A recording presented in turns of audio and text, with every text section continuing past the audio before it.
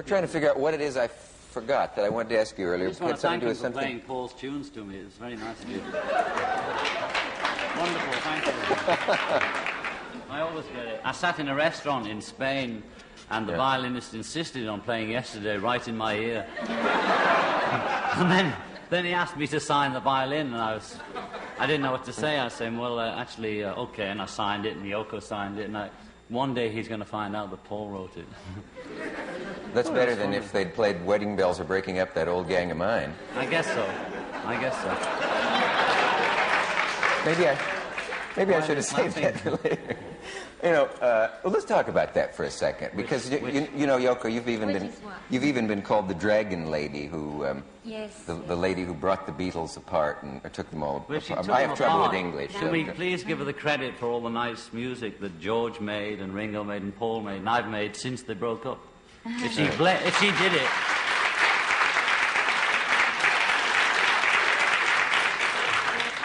That's true. And now, it turned out all right, didn't it? Yeah. Anyway, but you're aware of that. I mean, that the press always saw you as the wedge that was driven in. I don't know how you can drive a wedge in 3 places or whatever, how many spaces there are between 4 people. But that was the. There are millions of girls who would love to have met, let alone married, one of the 4. Any one of the 4, probably, but certainly a lot of them. Well, I resent to think of him as just one of the 4, Yeah. I mean, or any one of the 4, etc. Because I just met him as another artist and all that, and I didn't, particularly realize that part of it, really. You were a Beatles fan before, or would you say you were a Lennon fan before? Neither. Neither. Didn't care for either of them? She didn't really know about us. No, the only name she knew was Ringo, because it means apple in Japanese. And so. Ringo means apple. Ringo means apple. Yeah. Did you know that when you named your company Apple? No. Oh. It was just one of those happy accidents. Just one of those happy apples, yes. Happy applesauce. Right number of syllables. Christmas. Ringo, if you spell it sideways, spells groin. Yes. Star backwards is rats. I know, and there are a lot of... Do you do those things too? I find that I'm when always... I go along the road in the car, I'm always doing the signpost backwards. Anyway, she didn't split the Beatles, because how could one girl split the Beatles, or one woman, The Beatles were drifting apart on their own, Can you remember when you realized that it was inevitable that you would split up? Well, no. No. It's like saying, did you remember falling in love? Not quite, no. It just sort of happens. How long was it fun? Well, everything's fun off and on, So I suppose it could have gone on being fun off and on, or it could have gone worse, I don't know.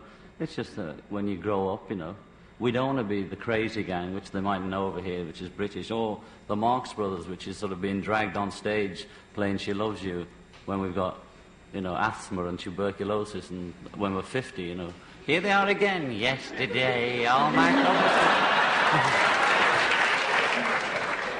So a long time ago I said that I didn't want to be singing She Loves You when I'm 30. I said that when I was about 25 or something, which in a roundabout way meant that I wouldn't be doing whatever I was doing then, at 30. Well, I was 30 last October, and that's about when my life changed, really.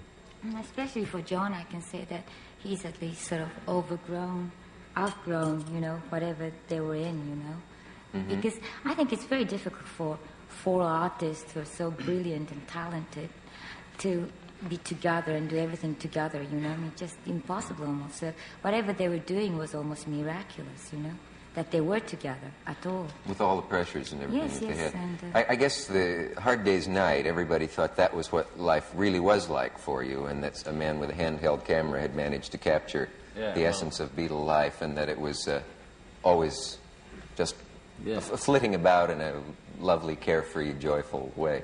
Well, was it ever like that? It wasn't that carefree ever. It was a lot more pressure. That was a sort of comic strip version of what actually was going on, The pressure was far heavier than that. And that was written after the author spending about 3 days with us when we played in London and then in Dublin and then back in London again. He wrote the whole of the film based on our characters, clod-hopping Ringo, sharp John, whimsical Paul, and stern George. All those, the Beatle character myths were formed from 3 days watching us, which was a lot of junk, really. Would you like me to get that for you? No, thank you. Oh. I don't believe She's in a it. female lib, you see. That's why I hesitated, because I've had my fingers snapped off by ladies on the show that I tried to light. But you do light men's cigarettes as well sometimes, if you feel like it. If you're feeling gay, you know. I do. Well, one does light any sexy cigarettes, Betty Rowling, don't we? I mean, John, I interrupted you, though. Did you? I'm sorry. Or No, you were what saying... I meant was, as a woman, you know, it's such a nuisance to have to wait for somebody, you know, that bit too. And do you make a point of opening the door for yourself? No, I don't make a point of it. You know, when I'm tired, it's always very nice if somebody opens. But I don't, you know, at the same time, I don't make a point about just waiting. You know, that is silly too, I think. You know. Yeah, I think so too. I think I disrupted something there, or I interrupted it. Well, Really, we were remember. talking about the fact that the impression in the Beatles movie that was the Well, that was sort it, of a really. comic strip version of what lives are like. But that was all I had to say, really. It was a comic strip version, and it sort of stuck with us. And now for a small message from We'll Be Back. Something like that. He's right about that. We have a station break, and we'll be back.